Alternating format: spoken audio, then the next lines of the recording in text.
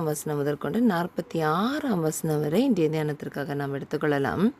இதில் சொல்கிறார் பாருங்க, ஆவி உற்சாகம் உள்ளது தான், மாம்சமோ பலவீனம் உள்ளது அப்படின்னு சொல்லிட்டு சீஷர்கள்ட்ட சொல்கிறாரு.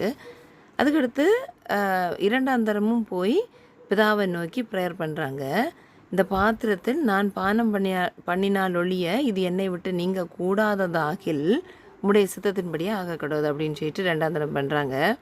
திருப்பி வந்து பார்க்குறாங்க. முதல்ல இருந்த மாதிரியே சீடர்கள் மறுபடியும் நித்திரை பண்ணுகிறதை கண்டார். அவர்களுடைய கண்கள் எப்படி இருந்துச்சு அப்படின்னா நித்திரை மயக்கம் அடைந்திருந்தது அப்படின்னு சொல்லிட்டு வேதம் சொல்லுது. அதுக்கடுத்து அவர்களை விட்டு திருப்பியும் தனியாக போய் 3ஆம் தடவையும் அந்த வார்த்தைகளை சொல்லி ஜெபிக்கிறாரு. அதுக்கடுத்து திருப்பி சீஷர்கள்ட்ட வராது. சீஷர்கிட்ட வந்து சொல்கிறாங்க, நீங்கள் இனி நித்திரை பண்ணி இளைப்பாருங்க. இதோ மனுஷகுமாரன் பாவிகளுடைய கைகளில் ஒப்பு கொடுக்கப்படுகிற வேலை வந்துட்டு, என்னை காட்டி கொடுக்குறவன் இதோ வந்துட்டான், எழுந்திருங்கள் போவோம் அப்படின்னு சொல்கிறார். அப்போது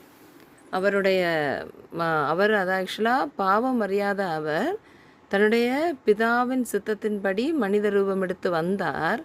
மனிதனாகவே மனிதனோடு உறவாடி செல்கின்றார். ஆனால் தன்னுடன் அவரோடு பயணித்து கொண்டிருந்த சீஷர்கள் அவருடைய மகத்துவத்தை அறியாதவர்களாக செயல்பட்டது தான் பெரிய ஒரு காரியமாக இருக்கிறது.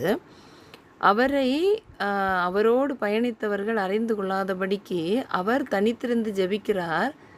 அந்த நேரத்திலும் கடைசி தருணத்திலும் தன்னுடன் இருந்த சீடர்கள் சோதனைக்குட்படக்கூடாது, வேதனைப்படக்கூடாது என்ற நோக்கத்திலே இவர்கள் ஜெபிப்பதற்காக இவர்களை அழைக்கிறார். ஆனால் யாரும் ஜெபிப்பதற்கு முன்வரவில்லை. அனைவரும் நித்திரை மயக்கத்திலே இருக்கிறார்கள். தூக்கம் அவர்களை அடைத்திருக்கிறது. அதான் முதல் 41ஆம் வசனத்திலே சொல்லுகிறார், ஆவி உற்சாகம் உள்ளதுதான், மாம்சமோ பலவீனம் உள்ளது என்று சொன்னார்.